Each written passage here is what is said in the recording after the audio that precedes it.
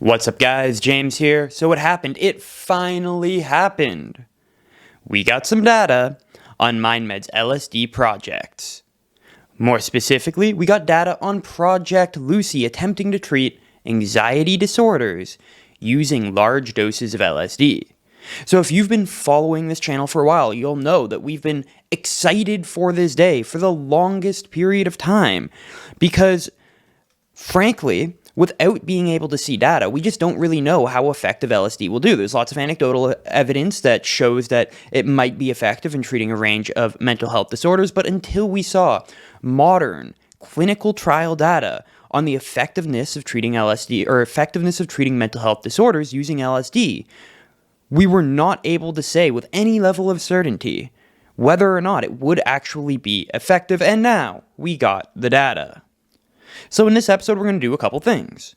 First, we're going to be discussing the actual trial itself. What was it attempting to measure? Second, we'll take a look at the results. And then finally, to wrap it out, we'll discuss what this means, not only for MindMed from a company perspective and also from a stock perspective, but also the wider psychedelic medicines industry. So this is an episode that I have been hoping to be able to do for literally years. So now that we actually have some preliminary data, I'm extremely excited.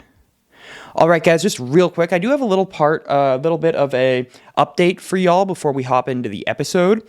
So going forward, I don't know exactly when this will happen. It might be tomorrow, might be next week, might be a month from now.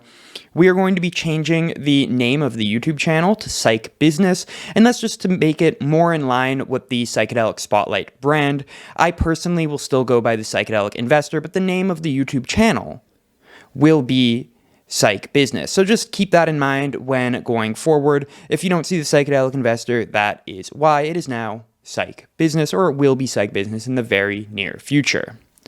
All right, with that little bit of an update out of the way, let's hop into the really exciting news that we have for you today.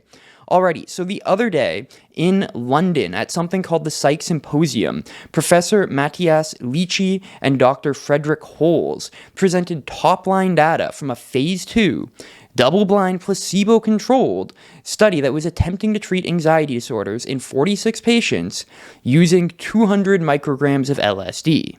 Now, 200 micrograms of LSD is a large amount. That is a large dose, enough to knock you into your chair and just enjoy the experience, basically.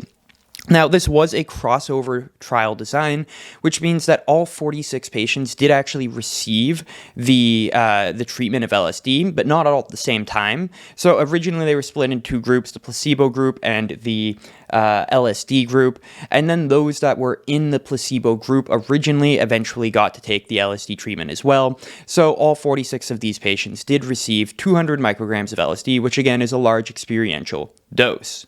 So I'll just say right off the bat that the results of this trial were very positive, but not necessarily earth-shattering or paradigm-shifting, yet at least. So the primary endpoint, the number one thing that MindMed and the laboratory at Hospital Basel, that's where Liechti and Holze work, the number one thing that they were trying to measure in this clinical trial, what they call the primary endpoint, was the reduction in anxiety levels 16 weeks after the dosing happened. So 4 months after your LSD dosing experience, everybody got 1 dose of LSD. How much did their anxiety levels drop by? And they measured this using something called the State Trait Anxiety Inventory, which is better known by its acronym STAI. And just very briefly for the nerds among us, the way it works is it's a self-administered questionnaire. Depending on how you answer, you can rank anywhere between 0 and 63. The higher the score, the more anxious, the more symptoms of an anxiety disorder a person has. So in this trial, here's the big takeaway, the big top-line data.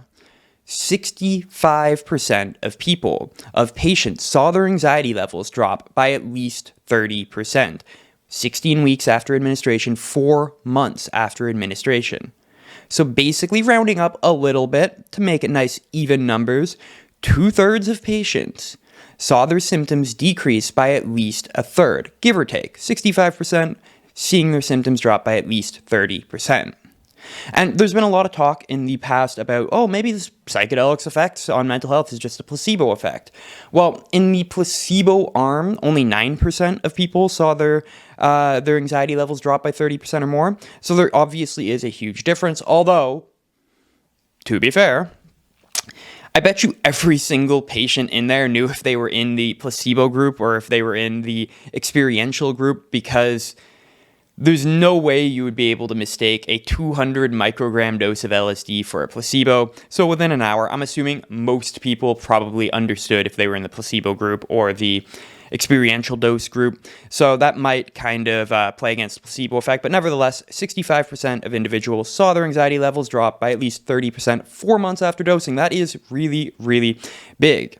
Now, just continuing with the results of this trial, there was actually one adverse event that was recorded. So out of the 46 patients, one patient had a serious adverse event, and that was, quote, acute transient anxiety and delusions. So they don't go too much into it in this press release, but the way that I'm interpreting this is essentially one person had a really bad trip. They don't mention that any sort of problems carried on after the experience was finished. They didn't say that this person that had the acute transient anxiety and delusions had it after the dosing. So it does appear that this was just effects that happened during the dosing session. So in my opinion, that's not too serious of an adverse event, even though they call it a serious adverse event. Of course, that would be different if the results did linger, but we don't know that at this point. Hopefully in the future we get more data on that. When looking at the secondary variables that were being measured by MindMed, or the independent investigators that were sponsored by MindMed, they measured more variables that looked at depression levels, anxiety levels, and other major psychiatric disorders, or psychiatric symptoms rather. Again, for the nerds among us, they were using something called the Hamilton Depression Scale, the Beck Depression Scale, and the Symptom Checklist 90R. And according to MindMed, the results showed, quote, similarly rapid and sustained responses consistent with lasting treatment effect. So, in sum, according to MindMed, this top-line data that they're sharing with the world shows, quote, the significant, rapid, durable, and beneficial effects of LSD and potential to safely mitigate symptoms of anxiety and depression. So, even when looking at a more expanded definition of seeing whether or not LSD improved people's mental health, when you include in depression, and then also a whole bunch of other different variables, though we don't have exact figures on how much better people got, it does show that this seems to have helped a lot of people. So just going on the top line data here, the top line results which were shared, again, this is very positive, but not necessarily earth-shattering. And we are missing a lot of data still that hopefully we'll get in the future. We'll talk about that in a minute. But just going on what we have received, this is a very good sign, and I am very happy with it. Now, before getting into more of a deep analysis, I just want to remind you guys that not this weekend, but next weekend, I will actually be in Kingston, Ontario for the Catalyst Summit, which is the #1 premier psychedelic summit here in Canada. So if you do want to go, I'm actually going to be a member of 2 panels. I'll also be going to all the networking events. So if you want to say hi, definitely make sure you grab some tickets to that. We got you some discounted tickets. You can find them in the pinned comment down below. And of course, if you want to talk to people like Paul Stamets or Ronan Levy, ask them what the heck is going on with Field Trip, they will also be at this event. So definitely make sure you get your discounted tickets if they're still available. So definitely check out. I don't know if by the time you watch this video, tickets will still be available or not, but definitely check it out. Alrighty. So let's get into a little bit of let's call it deeper analysis of this clinical trial. So beyond the top line data, there was actually 2 really interesting tidbits in this press release that MindMed talked about that I really wanted to bring to your attention. So the first one is, you may have noticed so far in this episode, I've been saying that this study was measuring the ability of LSD to treat anxiety disorders. And no, I'm not forgetting to mention a couple words there. I'm not forgetting to say LSD-assisted psychotherapy or LSD therapy. I'm just saying LSD. So not LSD paired with therapy. And for people that watch this channel or read a lot of my articles on psychedelicspotlight.com, by the way, I write a lot of articles on psychedelicspotlight.com. You should definitely check those out as well. We almost always are talking about in these clinical trials psychedelic-assisted psychotherapy, rather than just the psychedelic itself being a medicine. So in this clinical trial, there actually wasn't therapy involved. There wasn't a preparatory session. There wasn't a therapy protocol that was going on during the dosing, although they were overseen by professional psychotherapists with experience in psychedelics.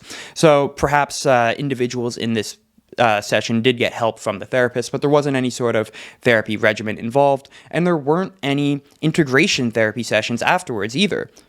Basically, they were just attempting to measure whether or not LSD as a medicine itself was effective in treating anxiety disorders. Now, this is really interesting because it speaks to an open question in psychedelic research. So, if there is indeed a psychological benefit to taking psychedelics, where does it come from? Is it just a chemical reaction in the brain? You're getting the happy chemicals released in the brain because you took X substance? Or does it make you more open and susceptible to therapy, to talking about your feelings, to digging deeper? Does it make you more creative about what your issues in life are? And it's really this increased openness that combines with therapy that the effects comes from. So is this more medicine or is it more of a therapy enhancer? And the results of this study, they do point towards psychedelics themselves, or at least LSD itself, being a medicine in its own right.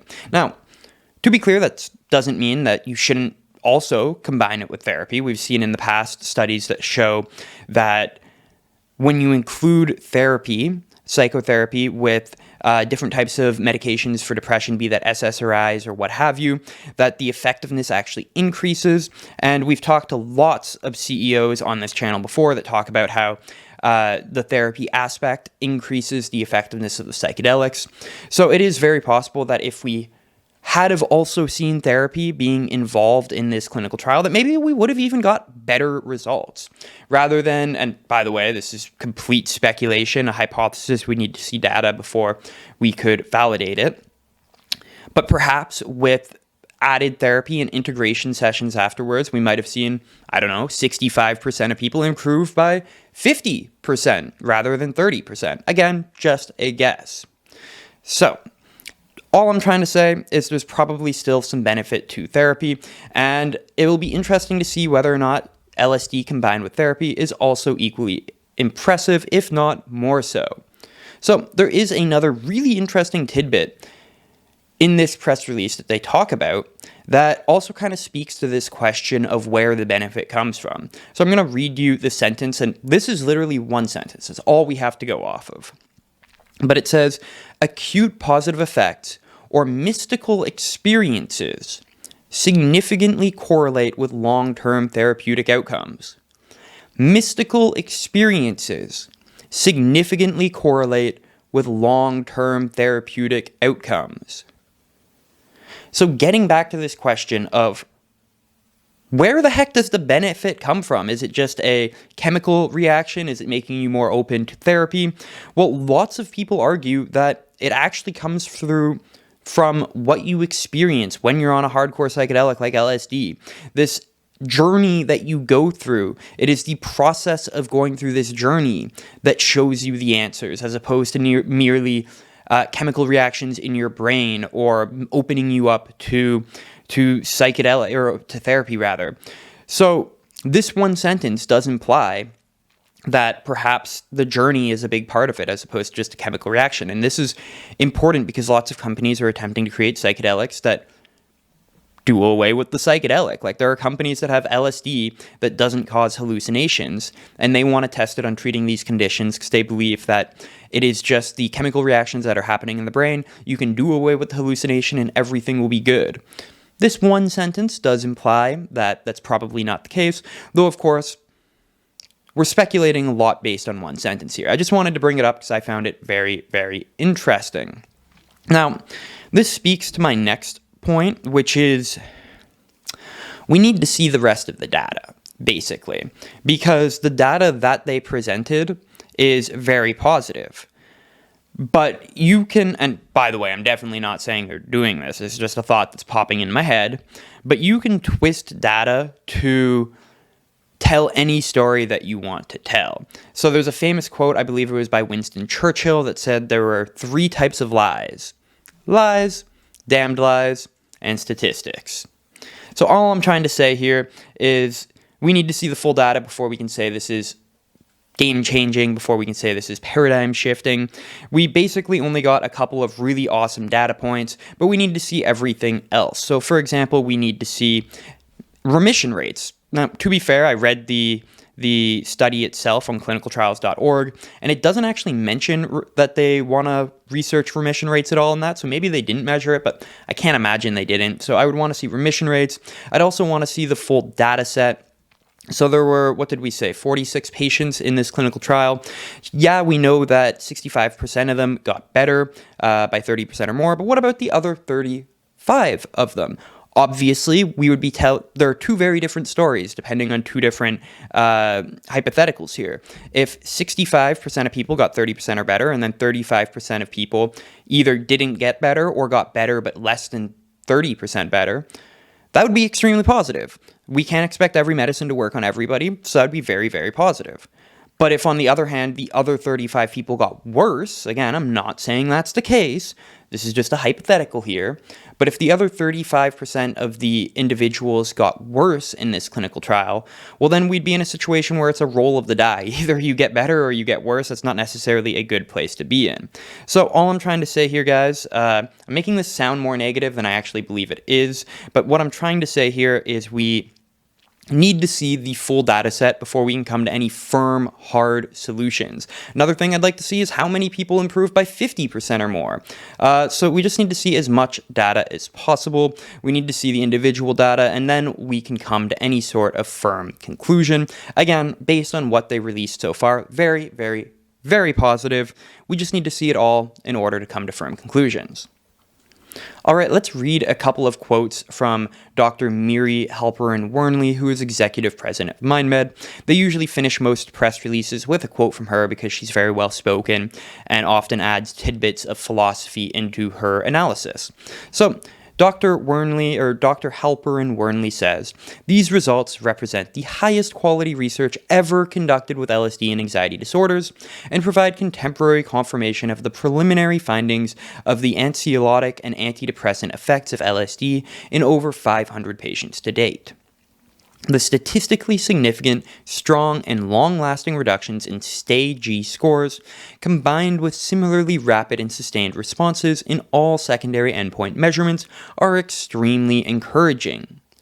These results further support MindMed's clinical development strategy. We look forward to using these findings to advance our MM120 program, that's LSD, their version of LSD, for the treatment of generalized anxiety disorder." So what she's discussing there is their Project Lucy, their phase 2b clinical trial, which is currently, I don't believe dosing people yet, but ramping up to be able to dose people. And that will be in people with generalized anxiety disorder. And that's really great because we need more data. This was a super positive study, at least based on the data we have so far, but on top of needing to see the full data from this study, we also need to see dozens of other studies confirming it. So the phase 2b study is going to be a larger study. That's going to be good. It's going to be able to give us more confirmation here.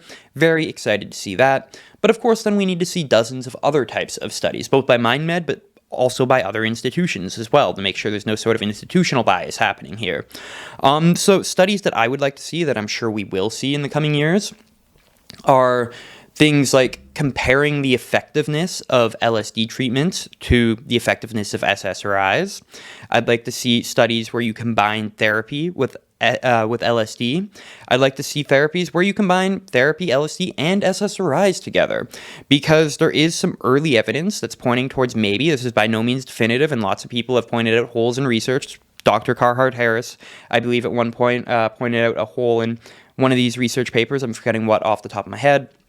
But some early small studies have shown that SSRIs combined with psychedelics look like it's safe and maybe even more effective. So if that's where the science takes us, that's great. But of course, we need to see the science before we can say that. So all I'm trying to say is we need to see more trials, lots more trials, and then hopefully they will continue to confirm this positive data. So in conclusion, Very positive data here. It doesn't work for everybody, but no medication works for everybody. If it does actually help 65% of people, that's a really big win, and I'm excited for that. Again, it's not earth-shattering because it didn't say 65% of people entered remission, but it is still very positive. Hopefully in the future we'll see even better results if we combine therapy with this and we get some added benefits there, some add-on effects there. So hopefully we can maybe see that 65% of people get 50% better. But nevertheless, I'm very happy with the results. So if you guys enjoyed this video, one last note, I'm thinking about doing just because, as I'm sure all of you guys know, the stock ain't doing so hot right now. Most psychedelic stocks aren't, but MindMed in particular isn't. So I'm thinking about doing another video on the stock performance. I'm sure most people watching this already know what I'm going to say. But again, just let me know down in the comments if you do want to see that. Alright guys, if you enjoyed this, make sure you like, make sure you subscribe, do all that good stuff. We actually think we might be being a little bit shadow banned because we're discussing controversial comments or topics here. So make sure you do everything that can help boost the algorithm while you can. Alright guys, this is James, the Psychedelic Investor. I'll see you later.